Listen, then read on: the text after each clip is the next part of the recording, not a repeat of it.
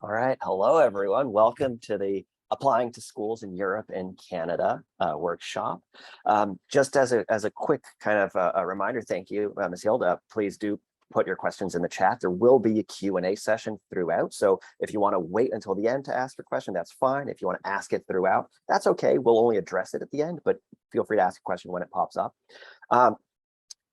In terms of format, we're very respectful of your time. We want to, we know you're joining us during your summer. You should be out having fun, and you're here choosing to spend your time with us. So with that in mind, we're going to try to keep this brief. We're probably going to present for about 30 minutes or so, open it up to questions. And if you have an hour's worth of questions, great, we can be here. But if not, we will let you go once you're done.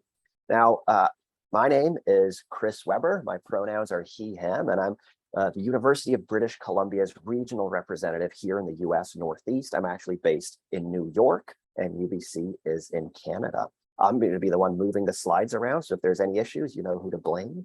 Now, Jackie, Carolyn, do you want to introduce yourselves and then take us away? Yeah, thanks so much, Chris. Hi, everyone. My name is Jackie Christopher. I'm the development manager for Falmouth University, and I am based in Florida, so still in the States, easy to discuss about your options at Falmouth or just studying in the UK in general.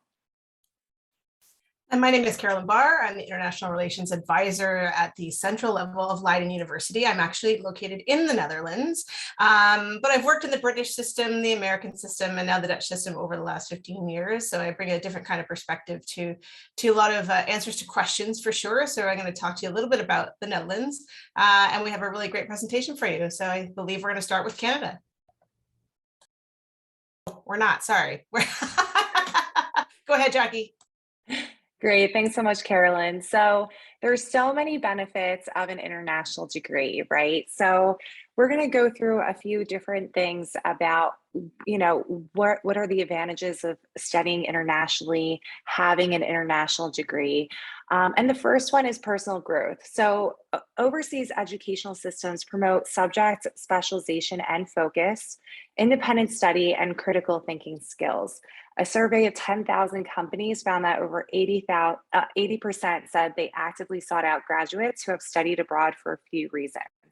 And these are the reasons below: is independence and resilience, cultural competence, and so forth. So looking at independence and resilience, right? You are a student who is overcoming challenges. For you to study internationally shows employers that you have an understanding of different cultures. You might be interested in expanding on your language skills. So these really help, employers show that you are broadening your experience and having a deeper understanding of people and developing your social skills.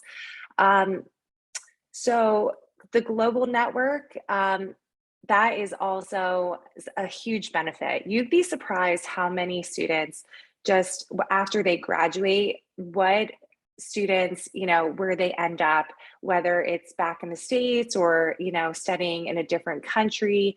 And, there's alumni networks all over the world from our universities. So, you expanding your network that way, not only academically, but socially as well. And you'll also be able to meet other students who've, done their degree internationally too, and just connecting with them on that level. Another benefit is a shorter completion time on your degree. So many international universities, they have an increased focus on their major. Most of them have a faster completion time and a higher retention. So if you're interested, if you know exactly the type of subject you're interested in studying, this might be a better option for you than to study in the US, where you have to take all these different classes that aren't related to your degree. Another one is the academics. So obviously, world-class academics that our universities offer, they are fully transferable. Many of them have international rankings.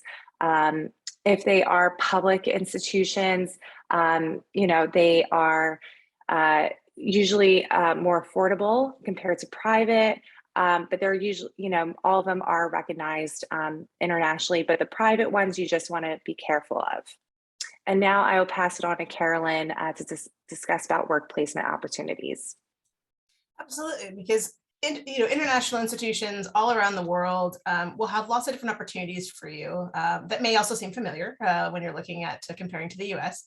But certainly you'll have work placement opportunities. That means real life work, meaning on the job, sometimes training, sometimes specific internships. It could be anything from something like co-op in Canada, where you're alternating your semesters of work and study, to sort of paid or unpaid internships, or internships that are a part of your program in terms of building credit. There's quite a lot of opportunities in general, though this will vary from country to country, because a lot of the systems around the world and certainly across Europe, there may be certain types of education that incorporate this as a requirement, and certain types of education that are more academically focused. And I'll talk about that in the sort of area of the Netherlands in just a little while. But there's lots of opportunities. And of course, major multinational corporations that you will know off the top of your head are sometimes headquartered in many different countries in the world. So there's quite a lot of opportunities outside the US overall.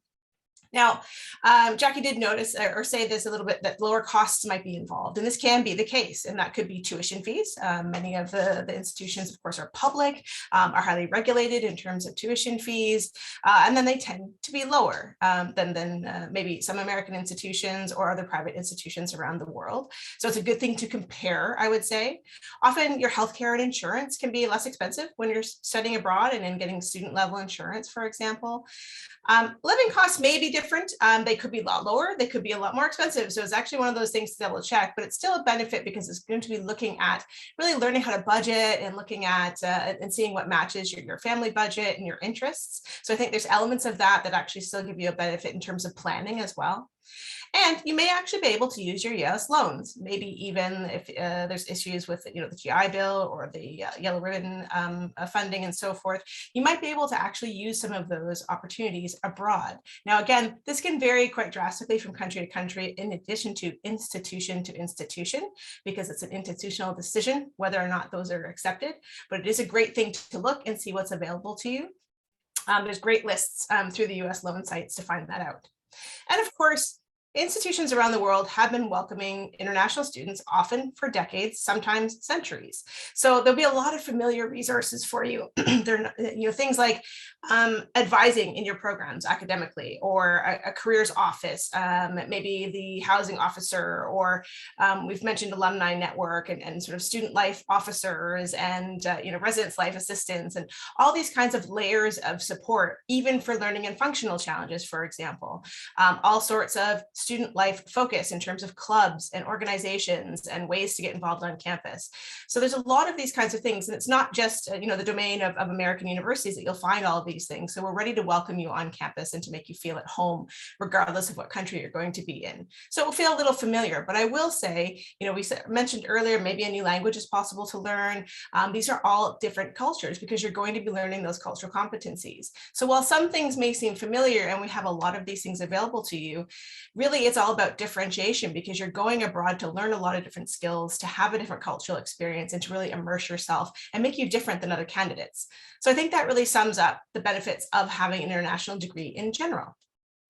And now I think we're going on to Canada. Yeah, we are. Thanks so much. Thanks so much, Jackie and Carolyn. So now what we're going to do is we're each going to talk a little bit about why students choose our countries, and then we're going to go a little more in depth on the application systems in those countries before opening it up to a Q&A. So if we start out with Canada, I think there's many reasons why international students might be interested in Canada. Canada as a country is internationally recognized for its university excellence, where it's an almost entirely public system. So that means two things. One is that the government is really putting a lot of oversight into this, and they're really making sure we're all at a high quality. But the other thing is that because the government is investing more in our colleges and universities than almost any other country in the world, the costs come down, and that's a fun one too. Because it's a public system, you can think there's probably about 97 universities in Canada that are public, and then 10 or 15 or so that are private. So that's not very many. So you can generally expect larger institutions. Now, I mentioned the tuition is lower. Living expenses can often be lower, especially if you're living in the DC area or where I'm living now in New York.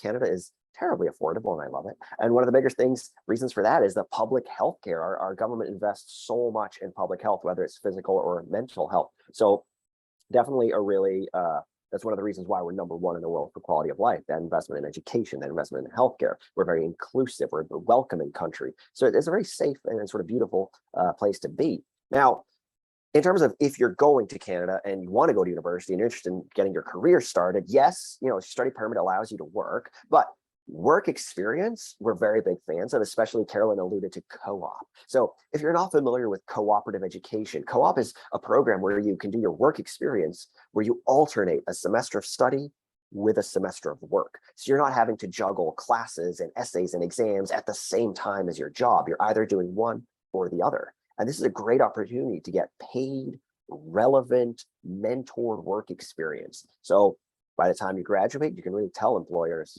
I have a full year of experience in the field. And that's especially relevant because once you graduate in Canada, you get a 3-year work permit where you can stay in the country and use those connections you've made and use those resources you've had access to really start your career. Now, finally, if you are going to Canada, I just want to put a little disclaimer here that you'll find a lot of diversity in terms of culture and language and geography, sure, but climate as well. And I really want to make the point on climate here because I represent a school in British Columbia where the climate is very different. So in terms of culture, yes, we are a country of immigrants. You will hear more languages just in the city of Toronto than you'll probably hear in any other location in the world. Extremely multicultural. And then obviously we have the relationships with our First Nations communities as well, where you can learn a bit about those cultures and maybe take classes in those languages. And then in terms of geography and climate, yes, it's Canada, but no, it's not just snow and igloos.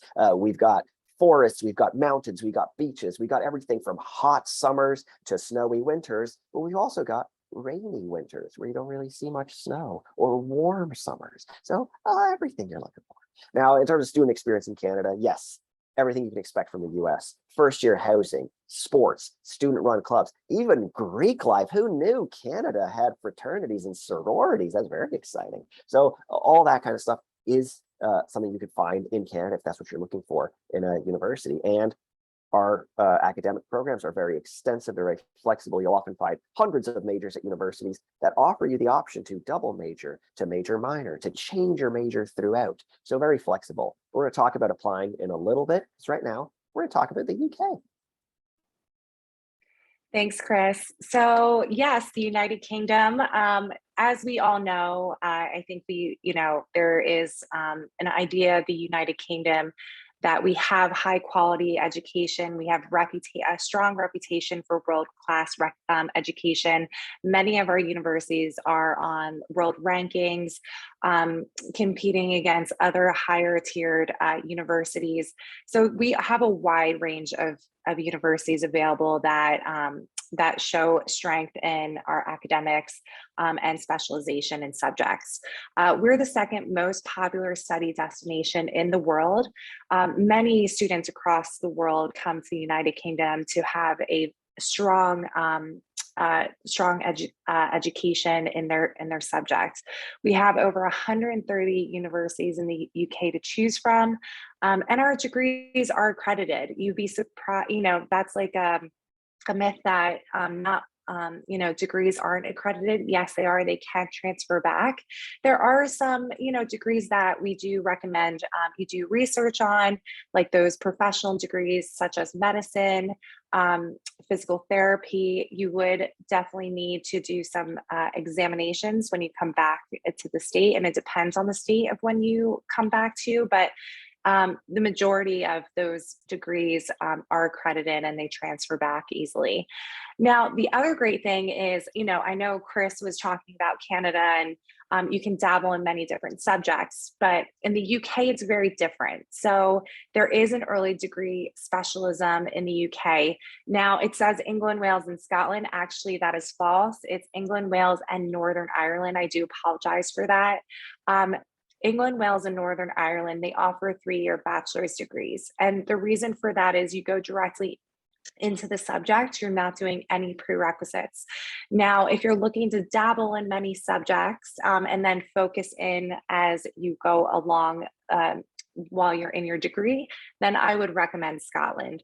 Scotland is a 4-year bachelor's degree where you can go into a certain subject, but dabble in many other classes in that department or 2 departments, and then you'll focus in and narrow in on your subject, very similar to how it is in the US, but the classes aren't so widely different from what you're currently studying.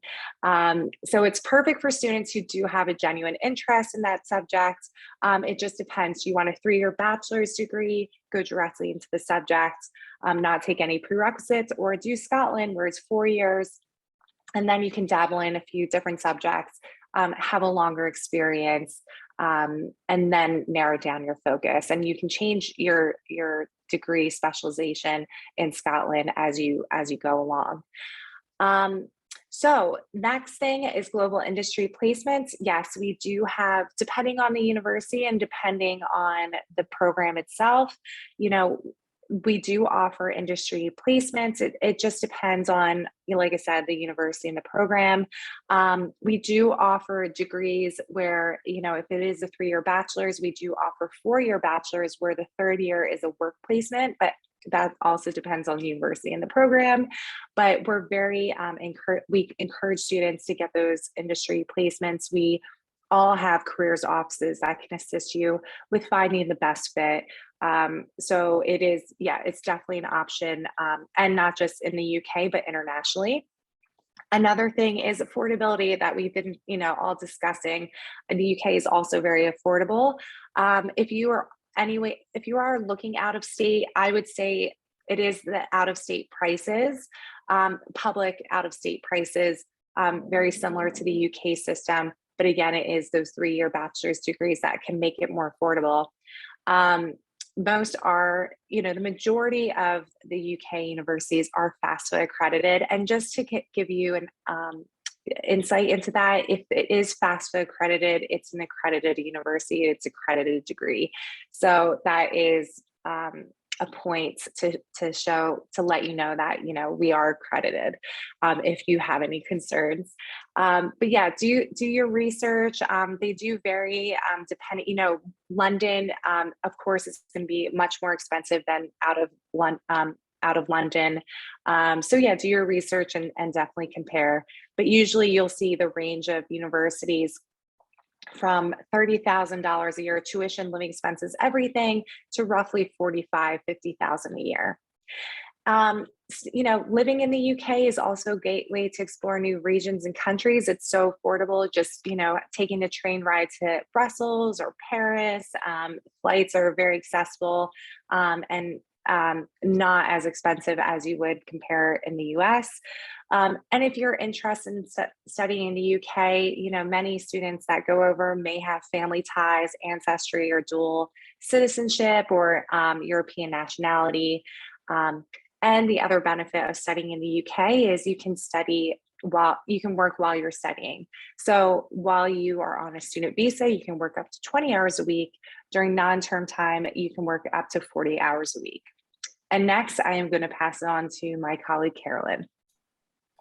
Thanks. I have to say, you guys, you've got the best presentation today because these are all countries that are near and dear to my heart, and they all are wonderful destinations. It makes me want to study again, listening to my colleagues talk about Canada and the UK. So I'm going to introduce maybe the Netherlands to you as an option. And some of you in the audience may already have a little bit of information about studying in Holland.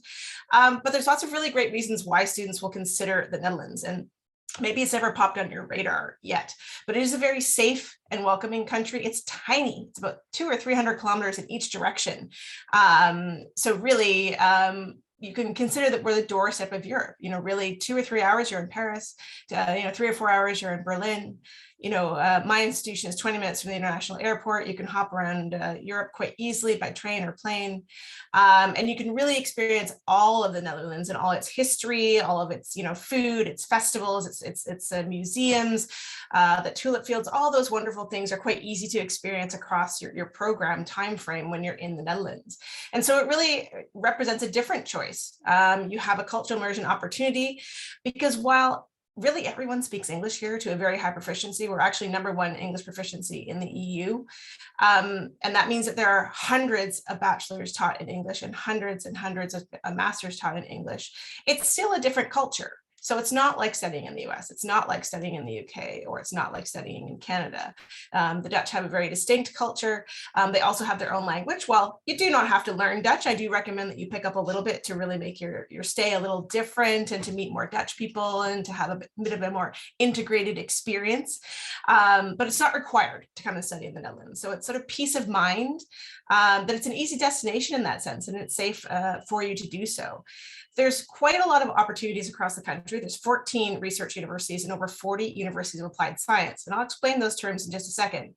But they're spread across modern cities or even medieval student towns. There's quite a range of experiences across the country. So it's not all the same, and the entire country is not Amsterdam.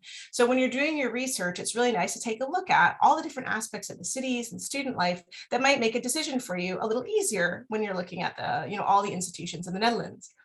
And there's no bad choice because we're all ranked in the top 250 in the world. So that's top 2% of universities worldwide. Some of us are in the top 100 in terms of international rankings. So the quality and recognition also will let you know or give you that peace of mind that your degree is recognized around the world.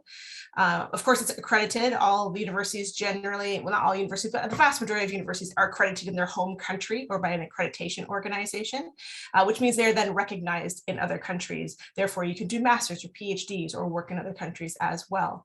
I will say that I agree with Jackie in terms of the professional types of degrees that you might have, being medicine, teaching, law, things like physiotherapy. They will have different types of requirements in different countries. So you do have to double check where you might want to practice, but that doesn't mean that your degree is not valid and recognized. So you do just have to double check for those things. But we have students that go around the world to do masters and PhDs in many, many different countries and have absolutely no issues because we are, of course, recognized. Now, I mentioned research universities and universities of applied science a couple of minutes ago. And that means that we have what's called a binary system. We have different education for different skills and learning styles, but they both offer bachelor programs. So University of Applied Science is applied, just like in the name, which means you actually will have 4-year bachelor programs where you will have required internships or work experience. These are types of programs that have very specific profiles in the work field. Think of things like fashion design, hotel management, software engineering, nursing, teaching, accounting, certain types of other types of engineering, certain types of business, things that you actually have to do and learn overall. And at the academic side of things, you'll find the research universities. And these are 3-year programs for students doing their bachelor.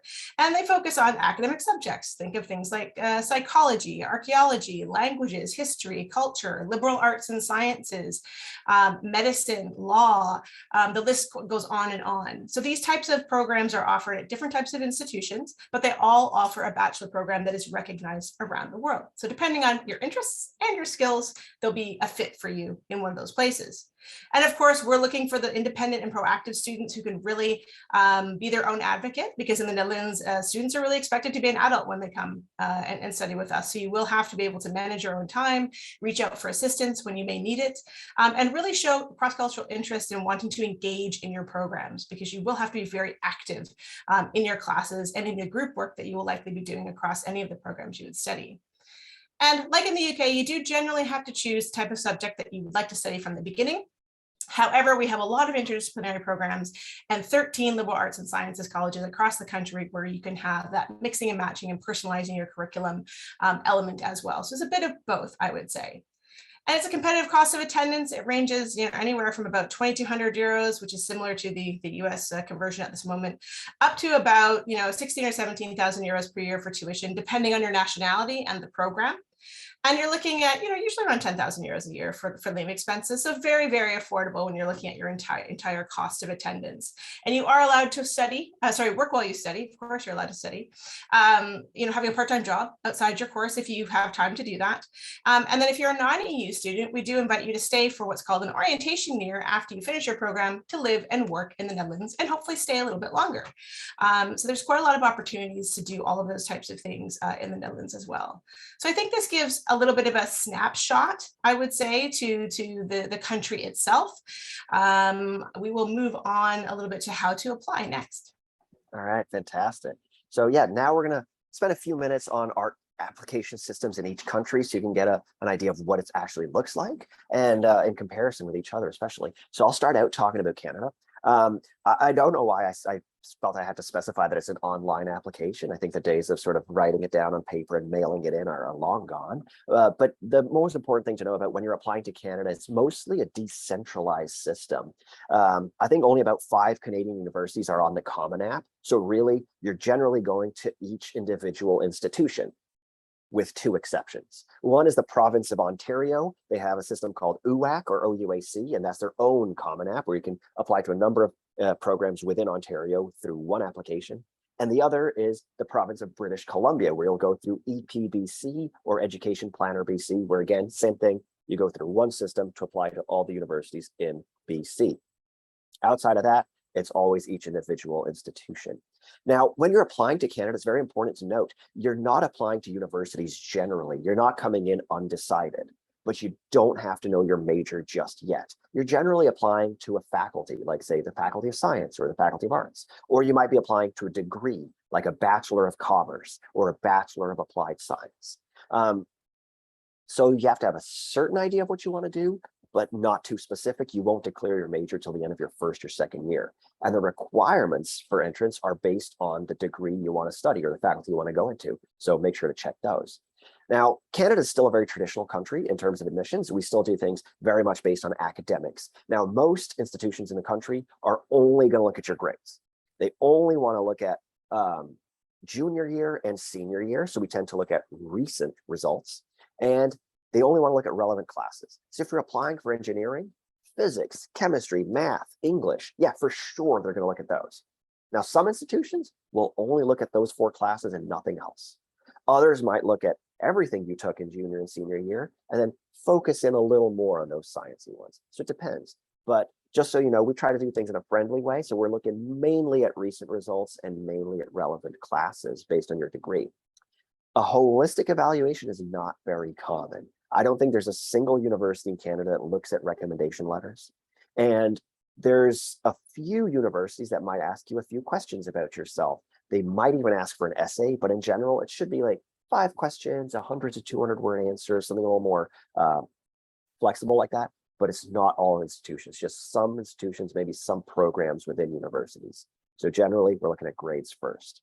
And the timeline in Canada is a little behind the US. So you'll find applications opening in September, October, and then closing in January or February. They might even just keep them open as a rolling admissions. And universities that get a lot of international students, you can expect to get a decision by May 1st, and you will have that May 1st deadline.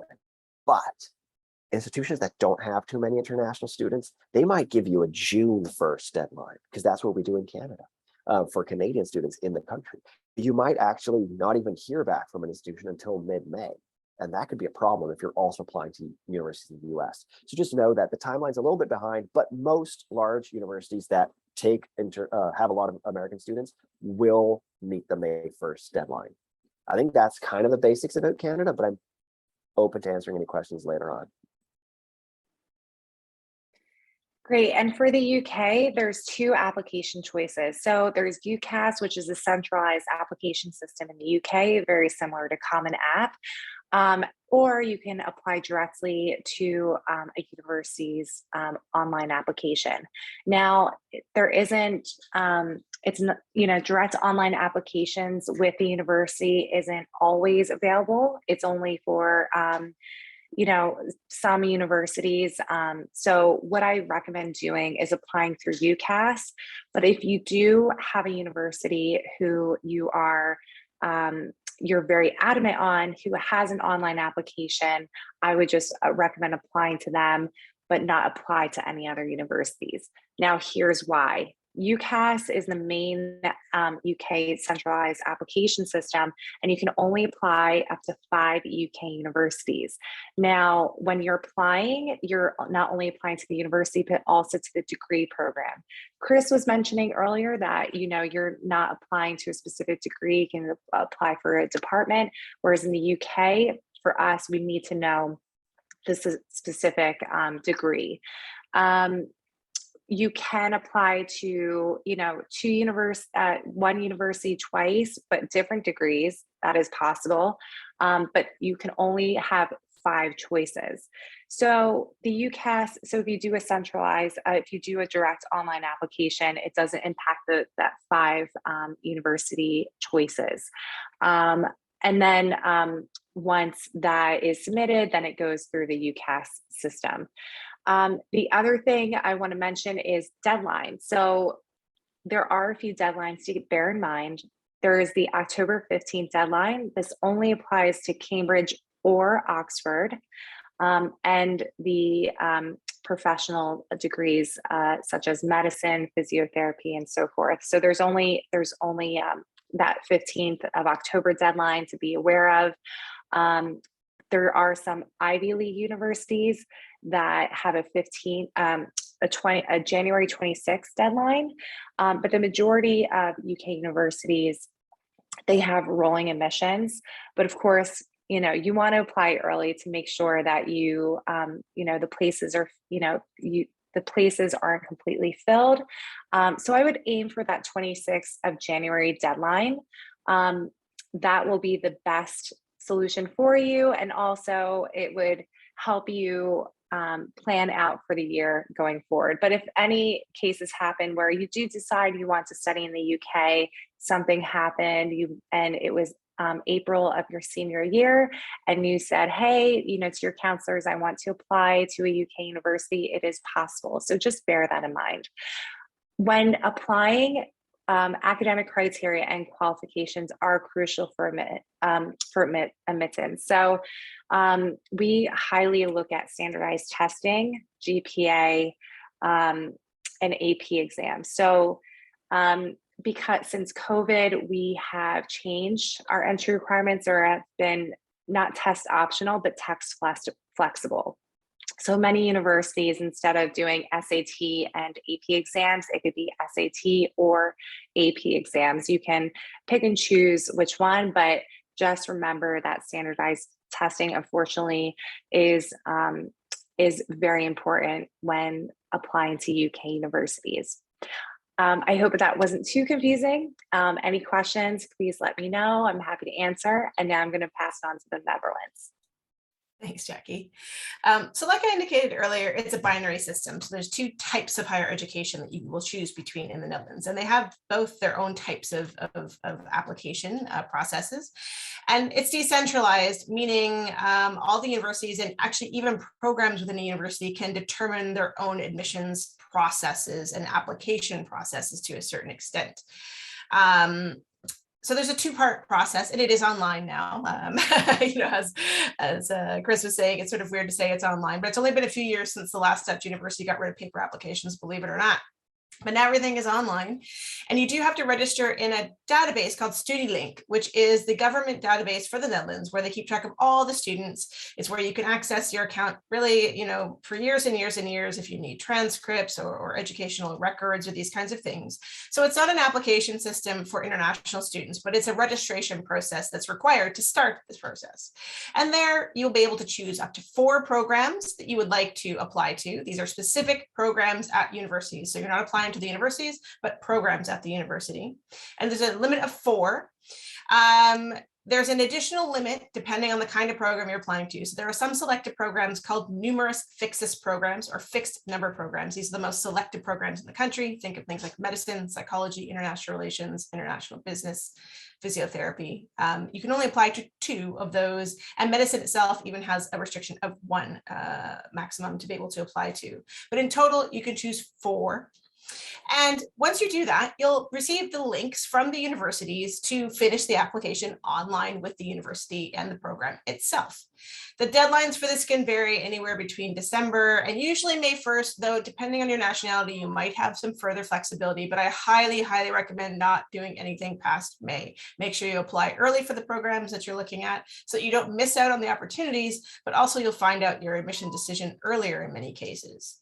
Now, everyone might have their own application and admission process, but the admissions decisions themselves are based on what we call diploma equivalencies. So that means we look at the American curriculum, the IB curriculum, whatever curriculum it is that a student has around the world, and we compare it to a Dutch student who's going to high school. Some students go to high school for 5 years to go into our University of Applied Sciences, and some students do 6 years of high school to get into a research university. So we compare what you're doing to those students to see what the admission requirements will be for you. And the US curriculum requirements can actually vary from university to university, unfortunately. It's one of the curricula that every university kind of has a different take on it.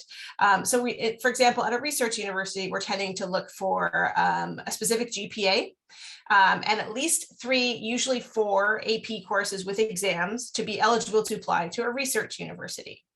An American high school diploma on its own without APs is sufficient to apply to a University of Applied Science. So there are some differences there. But at my university, we actually look for a high GPA of 3.5 and at least 3 APs with scores of 4 or higher in certain subjects.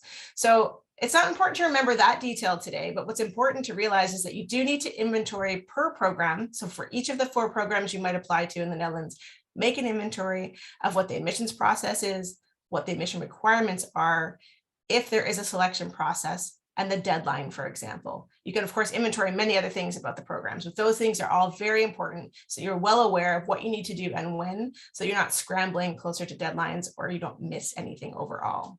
So I just wanted to give you some of those pointers today. And now we're going to go into a little bit about our own institutions. All right, wow, wonderful. So now we're going to talk each one about our institutions for a minute or two tops, very briefly, just so that you can get an idea of specifics about what, we're talking generally about our countries. You can get a little snapshot of what an actual institution is like. So I'll start out talking about the University of British Columbia. Now, there are a few basics like, yes, academics, we're top 40 university worldwide, well done us, but don't make your decision based on rankings. Everyone knows that, right? That's not the main thing. But we are considered a world leader in terms of sustainability and climate change. We are considered the most international university in North America. So those, I think, are facts that are more interesting about who we are at UBC than our ranking. In terms of locations, we have 2 campuses. We have a large campus of 46,000 undergraduate students in a large city of Vancouver. That's 2.5 million people. And that's the campus on the left there. And on the right, you have our Okanagan campus, which is a mid-sized campus, about 10,000 undergraduate students in a city of about 200,000 people. So very different experiences. Now, whichever campus you choose, you get access to active learning, whether this is co-op, like I mentioned before, research at the undergraduate level, study abroad, sports clubs, you name it. Now, in terms of admissions, is where you might want to sort of see what an actual Canadian institution looks at. We are 4-year degrees. We have over 250 majors. You're applying through the centralized system, Education Planner BC. When you apply, you have 2 choices. So you could say 1 choice on each campus, Bachelor of Science, Vancouver, choice 1, Bachelor of Science, Okanagan, choice 2, that's fine. Or say you're in love with the Okanagan campus or the Vancouver campus. You want to put 2 choices on that campus, that's fine. Choice 1, Bachelor of Management in the Okanagan, choice 2, Bachelor of Arts in the Okanagan. That's fine too. However you want to split your choices, you get 2 of them. We are one of the anomalies. I mentioned not many institutions in Canada have a holistic approach. We're one of them. So we actually ask all of our applicants to answer a few questions about themselves so that you can learn a little bit more about you for you to figure out if you're a good fit as well. For tuition, we are one of the more expensive universities in Canada. So you're looking at tuition of $30,000 per year. When you add in housing, meals, textbooks, skiing, everything else you're going to be doing, you're looking at about $44,000 per year. That's a lot of money. And you definitely want to make sure it's a good financial fit as well. We do have merit-based awards that all of our international students are automatically considered for. And we have some awards that take need into account as well. They're very competitive, and we can talk about those later if you'd like. But generally, just know we are one of the more expensive institutions in Canada. There are universities where you can find maybe the all-in cost at about $25,000 per year. But at this point, I'm going to stop because I said it was going to be a minute or two. So I'm going to zip it and we're going to move on to Falmouth.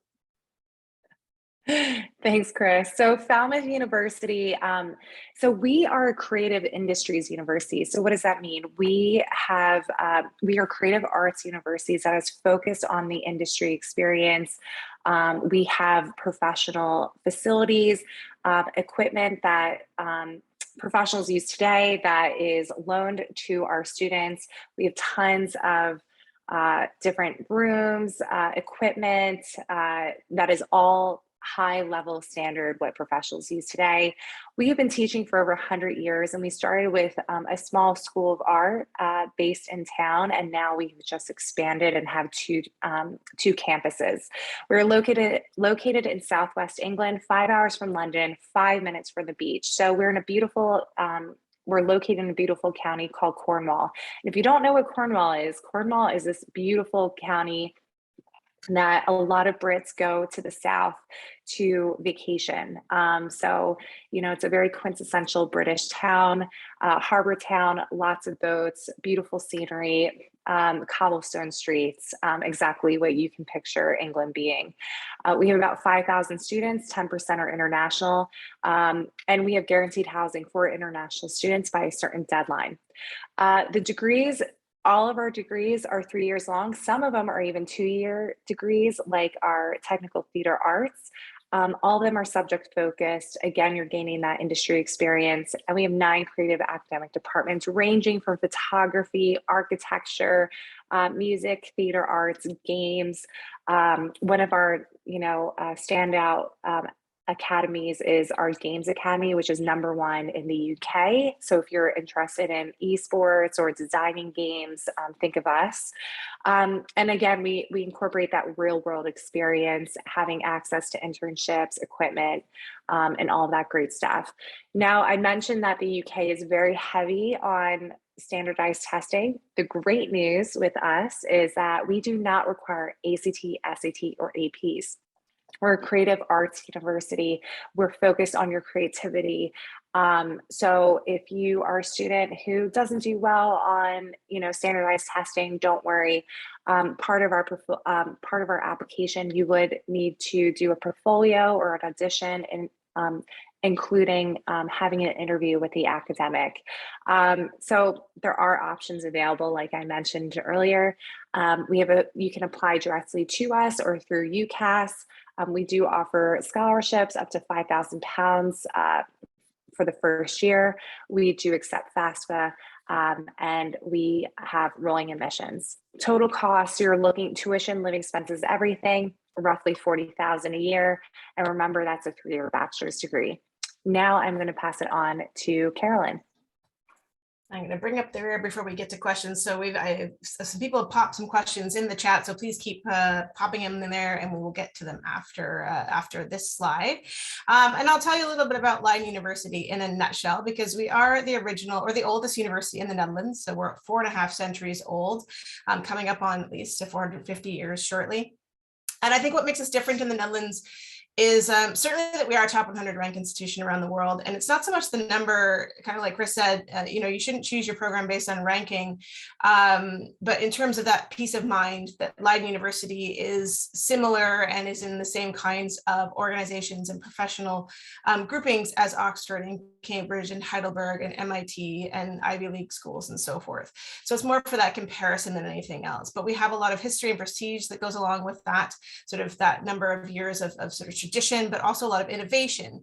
So we focus really on sort of our research, and our programs are all about societal and scientific impact. So that means the study subjects, but also in things like sustainability and diversity. So we are really looking at making, an impact in these particular areas. So you'll see these themes throughout all of our programs at the bachelor, master, and PhD level. And currently we have 16 English taught research programs, which are 3 years in length. And we've chosen the English programs to match sort of our international expertise areas. So we have a number of programs in governance and global affairs. So think of things like international relations and organizations, things like security studies, looking at things like terrorism and organized crime and pandemics and so forth. Things like urban studies, so looking at cities from different disciplines and perspectives. But even something like international studies, for students to become a regional specialist and learn language and culture and history, but politics and economics of those regions as well. So this is sort of all in that kind of area. We, of course, have some programs from our Faculty of Science, primarily data science and artificial intelligence, though they will be launching a new program in 2023 as well. Social and behavioral sciences are very, very popular at Leiden. Think of psychology, also culture, anthropology, and development sociology. So all about humans, either as individuals or groups of populations of people and how we behave and why. That's very popular.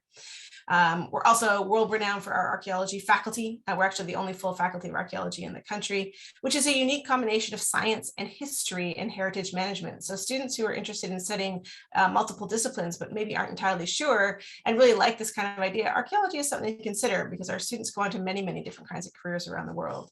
And humanities is a really, really big thing for Leiden University. We teach over 60 languages at Leiden University. So that's, culture, arts, history, languages, linguistics, area and regional specializations. So things like, things like African studies, South and Southeast Asian studies, art history, philosophy, you name it, you'll find it there. And last but not least, we have one of the 13 liberal arts and sciences colleges in the Netherlands. It's called Leiden University College. It's at our campus in The Hague. And it is where you can do the American style liberal arts education, where you mix and match majors and minors and personalize your curriculum. We focus on global challenges, so problems in the world and how you're going to be able to make an impact there. So again, the theme is there. So our majors reflect that, but it's also based on the college system of Oxford and Cambridge. So it's very small scale, it's very community focused, very much activist focused and so forth for us. So it is one of our selective programs, meaning these particular university colleges tend to have an extra selection process because they are small scale, often they're residential, as is the case in Leiden. So they'll have a holistic process to choose the students that would fit best in those particular programs. So grades will be very important here at Leiden University College. We look for at least 35 IB points, for example. If you're doing the American curriculum, we're looking for the 3.5 GPA and 4 AP, so scores of 4 or 5 as a minimum, plus letters of recommendation, plus interviews, plus motivational statements, and so forth. So that particular program is a very separate process in the university. For most other programs, it's really based on your diploma and which curriculum you are studying for the most part, though there are some other selective programs as well.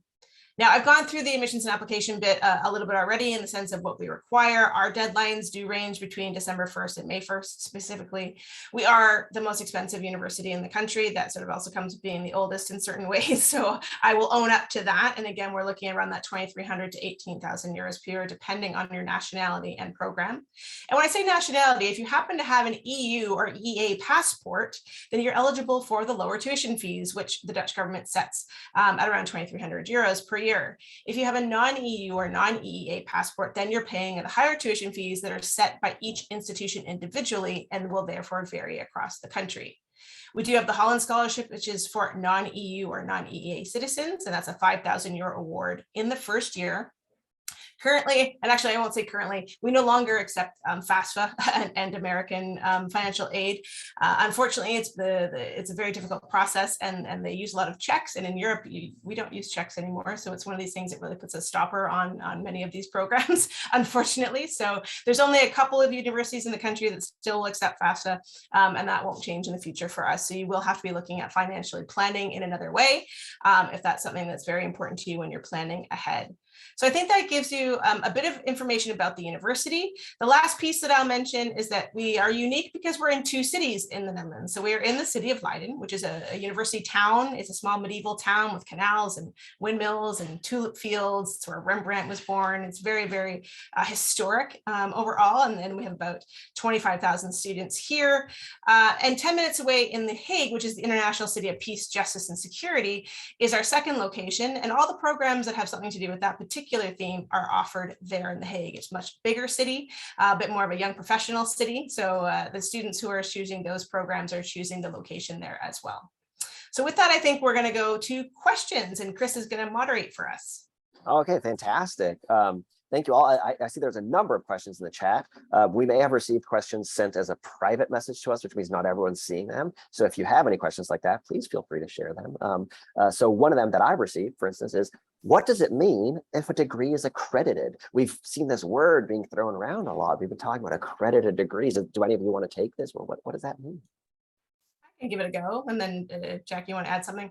There's a couple different things here because people throw around accreditation and recognition interchangeably, and they actually aren't necessarily interchangeable. Accreditation is an official process where programs or a university would go through quality assurance testing, essentially, usually by the Ministry of Education or some other governmental type body. So that would be in Europe, that would be usually the governments themselves, or they have an accreditation organization that all programs would have to be quality assured every certain number of years. Whereas in the US, for example, there are about 6 accreditation bodies that will tend to accredit programs and universities in the US. So they're basically official bodies saying, this is a good university, this is a good program, we've checked it, you can be rest assured that it's going to be fine. And that tends to happen per country. So for example, a program in the Netherlands will not be generally accredited by an American organization, or the Dutch government is not going to accredit an American university. That's where the word recognition comes in, because if you have this type of accreditation for your home country or official accreditation, you tend to be recognized by other systems around the world and other governments around the world. So that's where and Jackie mentioned this a number of times as well throughout her presentation, because accreditation is incredibly important to make sure that you are officially recognized so that you do have that recognition and your degree is portable, where you can do master and PhDs elsewhere and work elsewhere. So hopefully that makes it a little more clear. If anybody wants to add something to that, feel free. That was very thorough. I don't think we can. It's perfect. Yeah. That was wonderful. All right. So now looking into AP versus IB, do we have preference? Do international universities prefer one over the other? Jackie, do you have a preference? So for the UK, if you have a US, it's not about preference. It's, whatever the student is taking, we will, honor that and accept. If you're doing a combined, IB with APs, we will take a look at that and make sure, we'll advise you on what to submit and so forth. For us, it's really about the subjects that you're taking, either an IB, higher level IB, or the AP. So if you're wanting to study chemistry in the UK, of course, we'd want to see some, higher level sciences or AP sciences that match and reflect, and so that we know that you have an understanding of that subject before going into that degree. Yeah, I believe most universities will look at students based on what they're studying, and we have our requirements based on that curriculum. It's not really about we like one more than the other. It's just whatever you're doing, it should work for us, and we'll figure out a way to look at that. And on that note, if your IB predicted grades, your anticipated grades, don't match your final grades, what happens? And I can speak briefly for Canada. In general, most Canadian universities will give you a conditional offer of admission. It tends to be a very flexible condition. It's not like you must get 36 points or else. It's more like keep up what you're doing. Don't fail anything. Don't drop more than 2 IB points in a class that's very important. Other than that, if you really don't, if your performance drops significantly, then we might have to revoke that offer of admission. But for the most part, slightly coming in under, that's totally fine and totally normal. Any thoughts from other countries? Yeah, for the UK, I mean, it really depends on the university and the program. Yes, there might be an option, a university might revoke your offer, but there's a lot of universities that are flexible, and you'd be surprised. Just reach out to the admissions office and just let them know. Or they might give you an offer for a foundation degree instead of going directly into the first year into your degree that you requested. So there's options. It's not a black or white system. It just depends on the university and the program in the UK. In the Netherlands, it's a bit of a mix. But for, I'd say 80% of the programs, admission is directly conditional on the diploma that you receive. So for the full IB diploma with a passing grade, regardless of your predicted grades, because we don't tend to look at those actually, it's just you have to get the diploma. You have to pass the diploma and get the full diploma. So 80% of programs, That's what you get. It doesn't matter what your predicteds were, you're admitted to the program. The other 20% of programs may have a condition. So for example, our university college, it's selective. They have a condition of 35 IB points, or again, in the American curriculum, I mentioned that. If you don't get the 35 IB points, then you will have your offer rescinded. That's just the way that works because it's a highly selective program. However, there are highly selective programs that have a selection process that will choose you based on your grades and so forth. But as long as you still get your diploma, even if your points will decrease, you'll still be admissible to the program. So it can be slightly confusing. And that's why if this happens to you, like in the other countries, it's best to reach out to the university to double check. In most cases, you'll probably be absolutely fine. But that doesn't, again, mean take your foot off the gas for sure. You want to make sure that you're going to meet the conditions of your admission. All right, wonderful. And there seem to be a number of Europe-centric questions, so I might bounce back and forth, not necessarily go in order that they came in, but let's do one of those. Carolyn, many Dutch universities, including Leiden, have small university colleges geared to international students. Are those more or less selective than Dutch universities in general if you're an IB student in the US? Well, they are more selective than regular programs, and that's for any student. So not just for American students with an IB, but for every student, it's selective. So you are right. And university colleges are these liberal arts colleges, and some of them will be very selective, like LUC, where about 1 in 4 or 1 in 5 are admitted to the program. But it's also one of the older ones. And some of the newer ones will be less selective because they're newer down this path. So they might be 1 in 2 or 1 in 3, for example. So there's differences in terms of how selective programs are. And it would be the same for the other types of selection. So the numerus fixus that I mentioned, again, those are selective for everyone, including Dutch students. And the third kind of selection is, of course, talent-based. So if you want to do art or music or design, then you, of course, have to show your talent and have a selection based on that. So that's a bit self-explanatory. So that sort of touches a little bit on selectivity in the Netherlands. But 80% of the programs, it's the diploma that we're looking for, not the selective criteria. All right.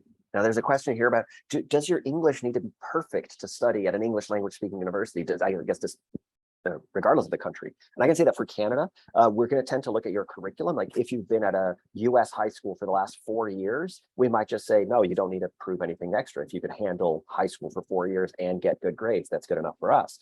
But if you haven't met one of those conditions, then we might ask for a test like a TOEFL or an IELTS, maybe one of those Cambridge English tests, to prove that you have the proficiency necessary to come in. And this isn't just like we're gatekeeping to keep people out. We want to make sure you're going to be successful and you're going to be happy, because if you're struggling immensely to understand and to write essays at the level that's required, you're not going to be very happy. And unhappy students are not what we're here for. We want happy people.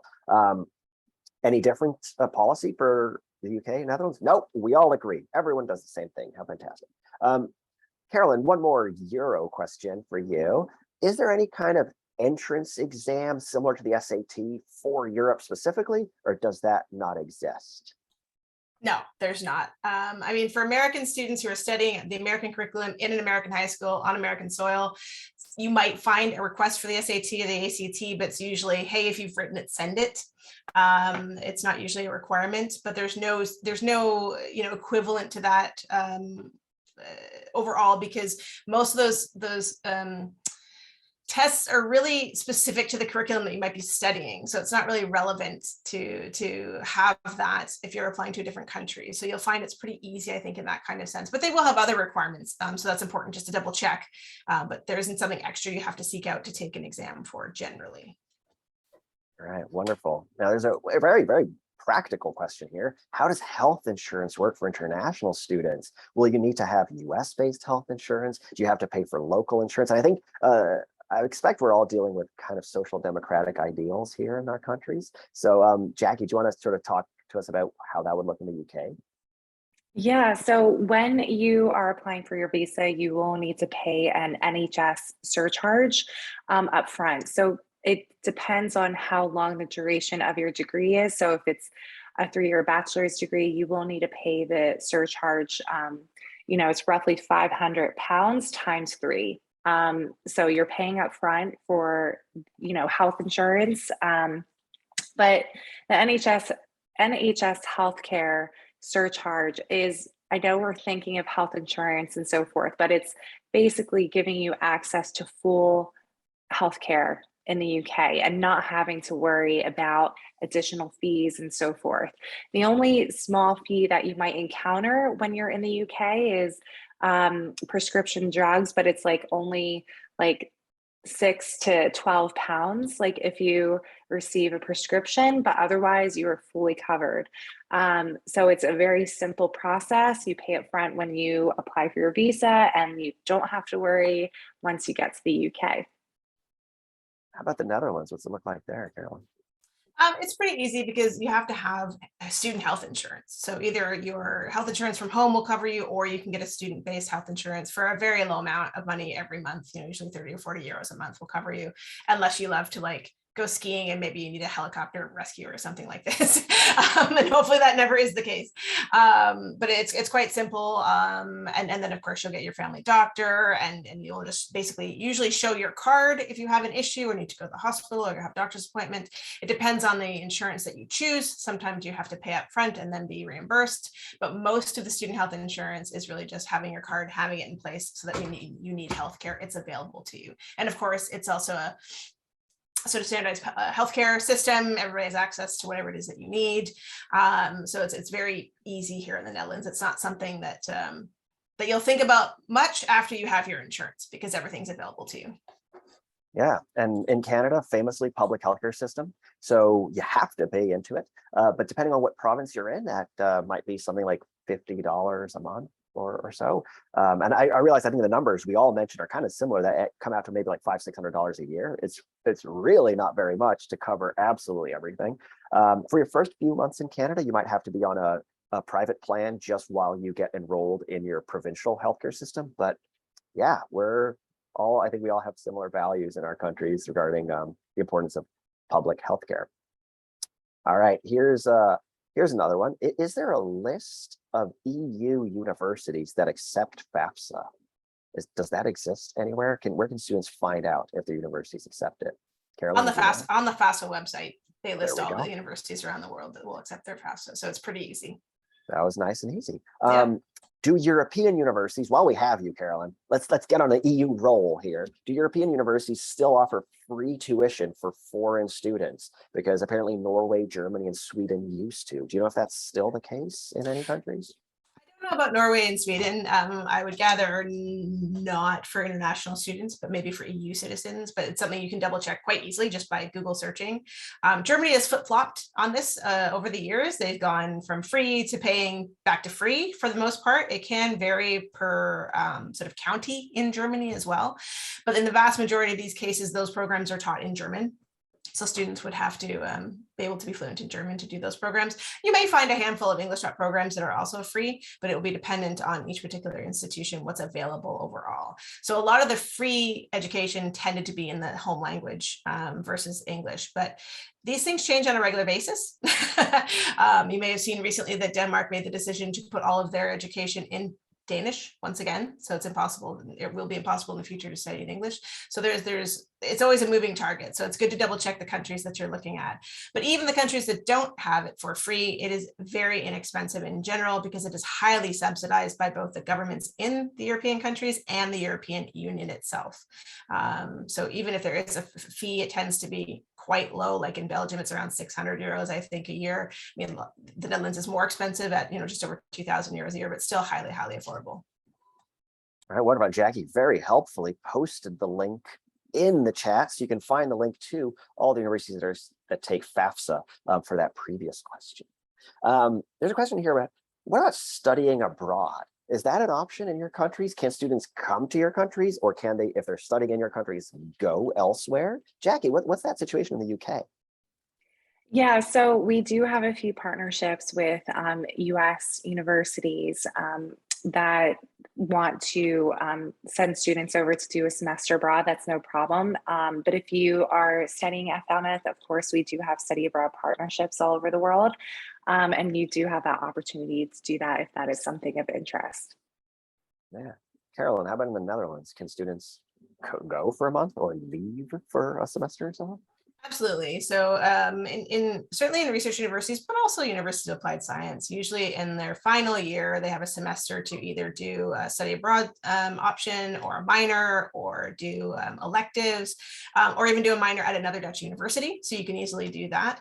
So at Leiden, we have over 200 partners around the world where students can study abroad and do that. Of course, the other option is to do a study abroad semester at a university in the Netherlands. So of course you can do that from any other university in the world, or even do a master or PhD in another country. So when you're looking at studying abroad, it doesn't always have to be your full bachelor. It could be that study abroad. You could consider your master's. There's lots of opportunities if you're planning ahead. All right, wonderful. And yeah, in Canada as well, study abroad is a thing.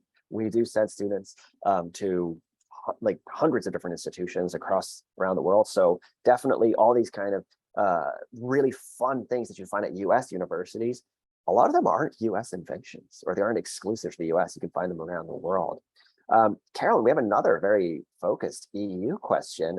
There's a question about Sweden and Norway. So I think we should stick around Scandinavia and ask, do you know, is Finland a good country to study for a business degree? If not, what would be a good choice? I mean, this might be above our pay grade here, but Carolyn, do you happen to know anything about Finland? Well, study in Finland is a very big push from the government in terms of a campaign to have students come, and it's been around for well over a decade or two. So I would say that Finland is certainly an excellent destination for students to study. In terms of specific programs, I can't speak to specific content and so forth, but there are excellent business programs in every country around the world. So yes, I'm certain that I can be confident in saying you will find an excellent business program there.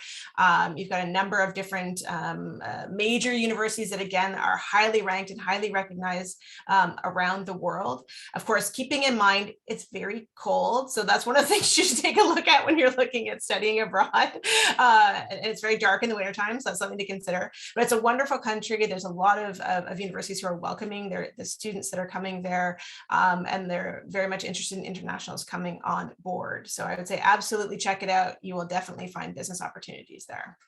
All right, wonderful. It seems like we're reaching, I think what's our last question I can see here.